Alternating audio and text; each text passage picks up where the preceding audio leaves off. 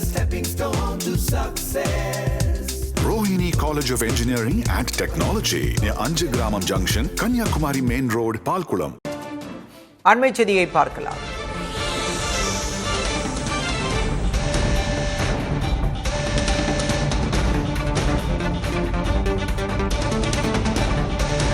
அண்மை செய்தி, ஆட்சி அமைக்க உரிமை கோரிய தவேக தலைவர் விஜயிடம் கூறியது என்ன என்று தமிழக ஆளுநர் மாளிகை விளக்கம் அளித்திருக்கிறது. தற்போதைய செய்தியாக பார்க்கிறோம். ஆட்சி அமைக்க உரிமை கோரி இரண்டாவது நாளாக பொறுப்பு ஆளுநர் அர்லேக்கரை தவேக தலைவர் இன்று சந்தித்தார். இந்த நிலையில் தன்னை சந்தித்த தவேக தலைவரிடம் கூறியது என்ன என்று ஆளுநர் தரப்பில் விளக்கம் அளிக்கப்பட்டிருக்கிறது. அண்மை செய்தியாக பார்க்கிறோம்.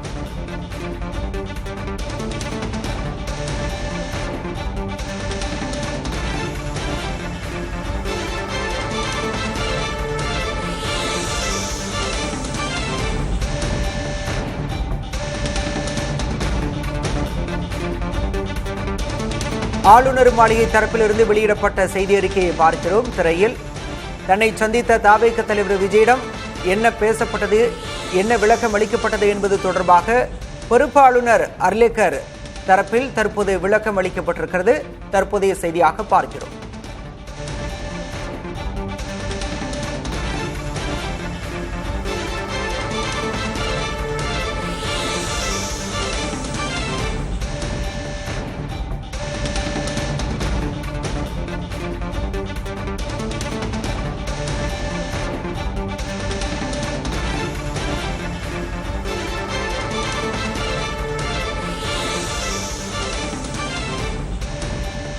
தமிழக சட்டமன்றத்தில் புதிய அரசு அமைப்பதற்கு தேவையான குறைந்தபட்ச பெரும்பான்மை ஆதரவு, அதாவது 118 இடங்கள் தேவைக்கு இன்னும் உறுதி செய்யப்படவில்லை என்பதை தவேக தலைவரிடம் ஆளுநர் தெளிவுபடுத்தியிருப்பதாக கூறப்படுகிறது.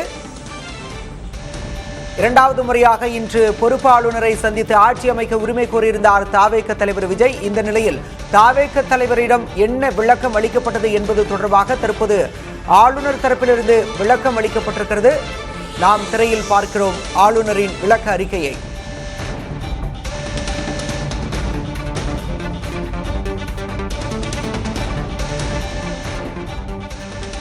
இது பற்றிய விவரங்களோடு செய்தியாளர் சந்தானம் இணைந்திருக்கிறார். சந்தானம், இன்று இரண்டாவது நாளாக தவேக தலைவர் ஆளுநரை சந்தித்திருந்தார். தற்போது ஆளுநர் மாளிகை தரப்பில் என்ன விளக்கம் அளிக்கப்பட்டிருக்கிறது, அதனை தவேக தரப்பில் எப்படி அணுகுகிறார்கள்? பாலா, தமிழக வெற்றி கழகத்தினுடைய தலைவர் விஜய் ஆளுநரை இன்று கிட்டத்தட்ட 1 மணி நேரம் சந்தித்திருந்தார். இந்த சந்திப்பு தொடர்பாக தற்போது ஆளுநர் மாளிகை தரப்பிலிருந்து அதிகாரப்பூர்வமான செய்தி குறிப்பு என்பது வெளியிடப்பட்டிருக்கிறது. நம்ம முன்பே கூறியது போல இந்த சந்திப்பை பொறுத்த வரைக்கும் விஜய் ஆளுநரை சந்திப்பதற்காக நேரம் கேட்கவில்லை. மாறாக ஆளுநர் தரப்பிலிருந்து விஜயை ஆளுநர் மாளிகைக்கு அழைத்து ஏன் இந்த ஆட்சி அமைப்பதற்கான தற்போது வரை அழைக்கவில்லை என்ற விளக்கத்தை தவேக தலைவர் விஜயிடம் ஆளுநர் தரப்பிலிருந்து தெரிவிக்கப்பட்டிருந்ததாக அந்த செய்தி குறிப்பில் தெரிவிக்கப்பட்டிருக்கிறது.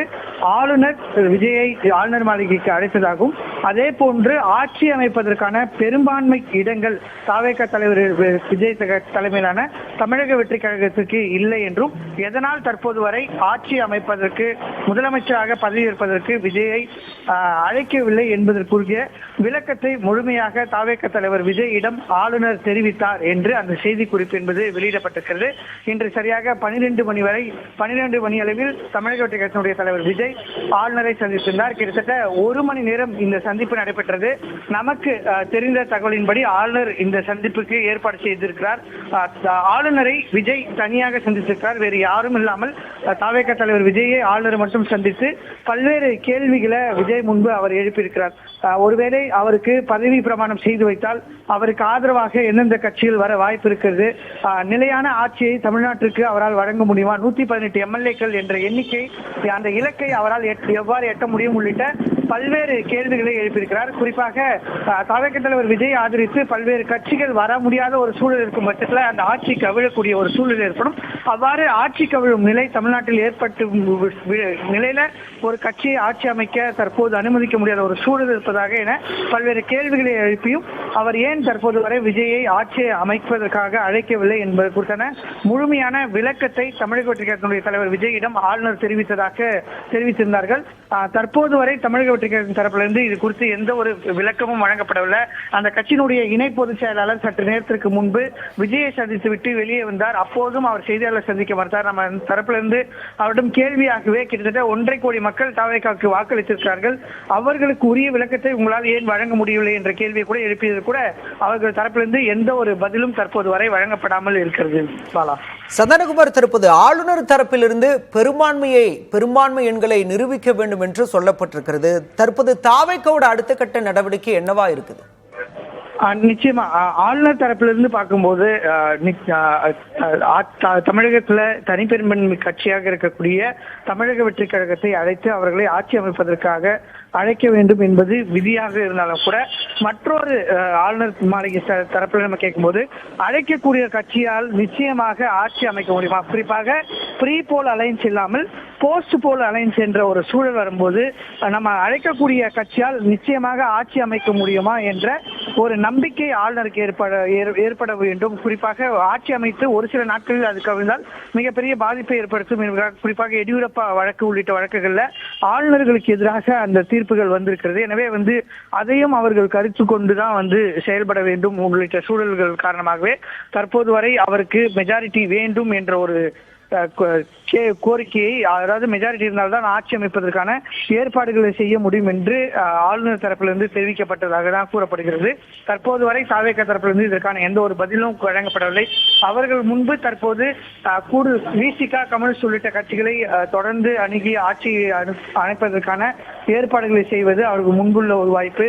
அல்லது அதிமுகவை மீண்டும், அதாவது அதிமுக தரப்பிலிருந்து தயாராக இருந்தாலும் கூட தாவேகா தரப்பிலிருந்து எந்த ஒரு பேச்சுவார்த்தையும் நடைபெறாதன் காரணமாகவே அதே போன்று விடுதலை சிறுத்தைகள், கம்யூனிஸ்ட் உள்ளிட்ட கட்சிகளுக்கு அனுப்பியது போல ஆதரவு கேட்டு கடிதம் அனுப்பாதன் காரணமாகவே அதிமுக நேற்று அந்த முடிவு எடுப்பதாக கூறுகிறது.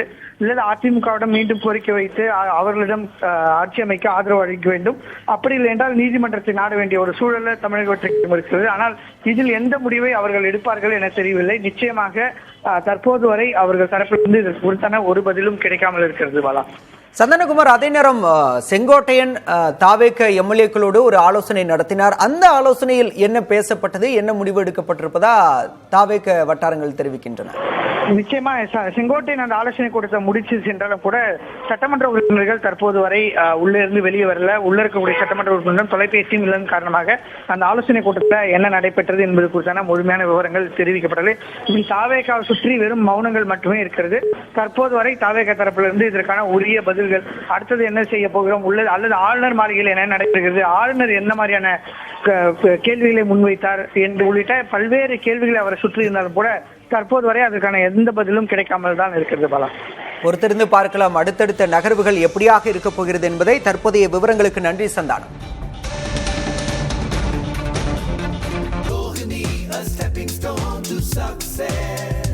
Rohini College of Engineering and Technology near Anjagramam Junction, Kanyakumari Main Road, Palkulam.